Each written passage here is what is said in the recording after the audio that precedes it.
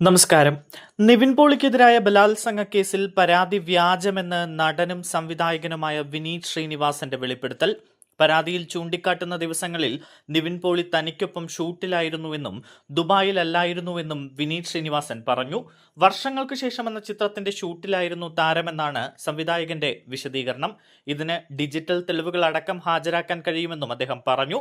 November December മാസങ്ങളിലായി തന്നെ ദുബായിൽ വെച്ച് നിവിൻ പോളി അടക്കം ഒരു സംഘം ആളുകൾ തന്നെ പീഡിപ്പിച്ചുവെന്നാണ് യുവതിയുടെ മൊഴി. കോതമംഗലം ഊന്നുങ്കൽ പോലീസ് രജിസ്റ്റർ ചെയ്ത കേസിൽ പ്രത്യേക അന്വേഷണ സംഘം നടപടി തുടങ്ങാനിരിക്കെയാണ് നിവിന് പിന്തുണയുമായി സുഹൃത്തുക്കൾ എത്തുന്നത്. എന്നാൽ പീഡനം നടന്ന ദിവസങ്ങൾ തനിക്ക് കൃത്യമായി ഓർമ്മയില്ല എന്നാണ് പരാതിക്കാരിയുടെ മൊഴി. ഇക്കാര്യത്തിൽ അന്വേഷണ സംഘത്തിന് വിശദമായ മൊഴി നൽകുമെന്നും അവർ പറഞ്ഞു. ബലാത്സംഗം ഉൾപ്പെടെ ഗുരുതര വകുപ്പുകൾ ചുമത്തിയാണ് ഊന്നുങ്കൽ പോലീസ് നിവിൻ പോളിക്കും മറ്റ് 5 പേർക്കുമെതിരെ എഫ്ഐആർ രജിസ്റ്റർ ചെയ്തിരിക്കുന്നത്. കേസിന്റെ രേഖകളും വിശദാംശങ്ങളും ലഭിക്കാനായി കാത്തിരിക്കുകയാണ് നിവിൻ പോളി.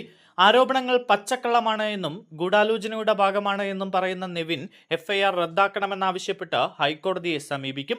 കൊച്ചിയിലെ മുതിർന്ന അഭിഭാഷകനുമായി നിവിൻ ചർച്ച നടത്തിക്കഴിഞ്ഞു. പരാതിക്കാരിക്കെതിരെ നിയമ നടപടി സ്വീകരിക്കുമെന്ന് കേസിലെ 2ാം പ്രതിയായ AK സുനിലും വ്യക്തമാക്കിയിട്ടുണ്ട്.